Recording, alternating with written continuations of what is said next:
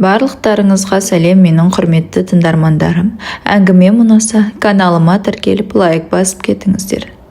Жасыратыны жоқ, енесін жау көретін келіндер көп. Шынымды айтсам, сондай келіндердің бірі өзім едім. Енемнің айтқан әрбір сөзі құлағыма түрпідей тиетін.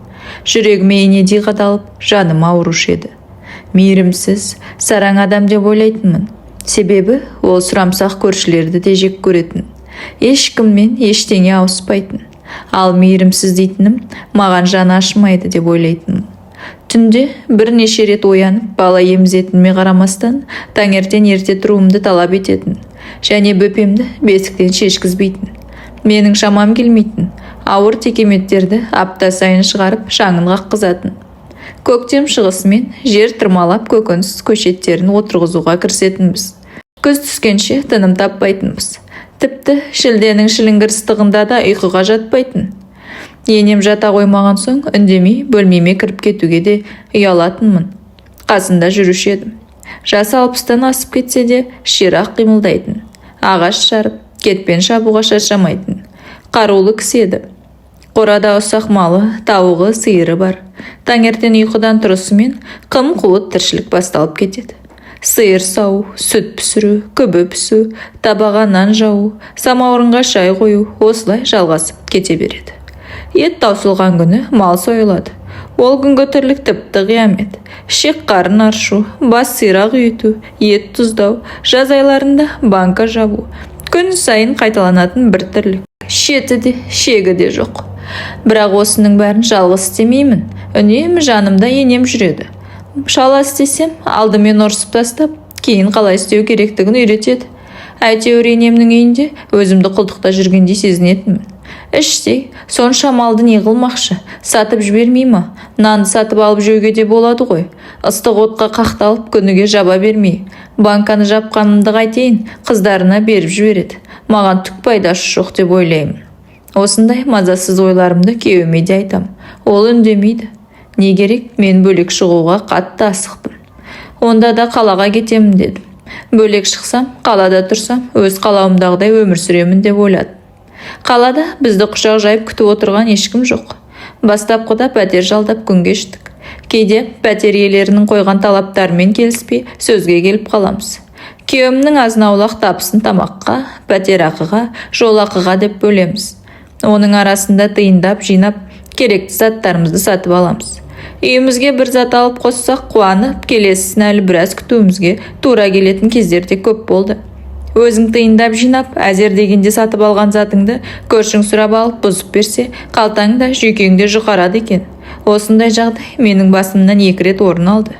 Бір көршім нан жабатын пешімді, екінші көршім үтігімді күйдіріп әкеліп берді. Орнына жаңасын әперу олардың ойына да кіріп те шыққан жоқ. Керек затымды бұзып қойдың, жаңасын сатып әпер дегенім үшін өзім жексұрын болып қалдым. Енемнің сараңдығының сырын сонда түсіндім. Күйеуімнің табысы жетпейтіндіктен өзімнің де жұмыс істеуіме тура келді. Балаларымды бақшаға орналастырып, жұмысқа шықтым.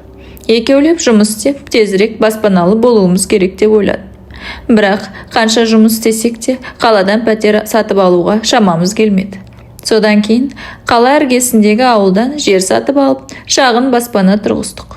Бұл кезде ата-енем дүниеден озған болатын. Қол ұшын созатын ешкім жоқ. Өз арбамызды өзіміз сүйреуге тура келді. Үй болу оңай шаруа емес екен. Әшейінде елеп ескере бермейтін шеге мен сымға дейін сатып аласың. Осылай әупіремдеп жүріп үйлі де болдық. Енді ақыры ауылға келген соң бау-бақша егу керек, мал ұстау керек. Ауылды жерде тұрып, балаларың бақшадан помидор мен бәдіренді өздері жұлып жемесе, шие мен өріктелмесе, оның несі қызық. Қысқасы, арада біраз жылдар өткен соң, енемнің үйінде азап көрген тіршілігіммен қайта қауыштым. Бірақ оңайлықпен емес, үйге керек әр затты алу үшін тынымсыз еңбек етуге, ұйықтамай, демалмай жұмыс істеуге тура келді. Уақыт бір жерде тұрған ба? Мен ақша жинап, үй саламын деп жүргенде балаларым да есейіп қалды. Енді оларды оқытып, мамандық әперуім, ұлымды ұяға, қызымды қияға қондыруым керек. Осылардың бәрін ойлағанда ұйқым қашып кетеді. Күндіз дамыл тауып, демалмақ тұрмақ, түнде көз ілуден қалдым. Көктем мен күздің арасындағы маусымды пайдаланып қалу үшін енді мен де балаларымды ұйықтатпайтын болдым. Бірін бақшалықты арам шөптерден арылтуға жұмсасам, бірін малдың соңынан қуамын. Қысқасы, өгізге туған күн бұзаудың да басына келді. Қазір менің бойымда енеме деген өкпереніштің ізі де қалмаған. Қайта сағынамын. Бір кездерде жастықтың әсерімен ол кісіні жек көргеніме ұяламын да. Қайта сонда еңбекқор, кез келген істің көзін таба білетін пысық әйелдің келіні болғаныма қатты қуанамын. Үйім мұнтаздай таза, дастарханым мол. Ол енемнің көрсеткен өнегесі екен. Өзімнің әрбір іс-әрекетіме, мінез-құлқыма қараған сайын енеме ұқсап келе жатқанымды байқаймын. Сондайда келін ененің топырағына жаралады деген сөзді ата-бабамыз қалай тауып айтқан деп таң-тамаша боламын. Осы күні сіңілілерім енелерін жамандай бастаса, мен оларды тоқтатып тастайтын болдым. Бөлек шығу туралы тіпті де тыңдағым келмейді. Себебі біз жастықтың әсерімен үйлену оңай, үй болу қиын екеніне мән бере бермейміз. Менің түсінгенім, ене келінге жау емес. Ол келініне енедей жаманшылық ойламайды. Қайта біз келіндер ененің достығын дұшпандық ретінде қабылдап, жанашырлығын мейірімсіздікке балайды екенбіз. Сондықтан енесі бар келіннің бақытты екенін айтқым келеді. Енеңіз жаныңызда жүрсе, қартаймасыңыз да анық. Тек өзіміздің бақытты барында бағалай бермейтініміз өкінішті.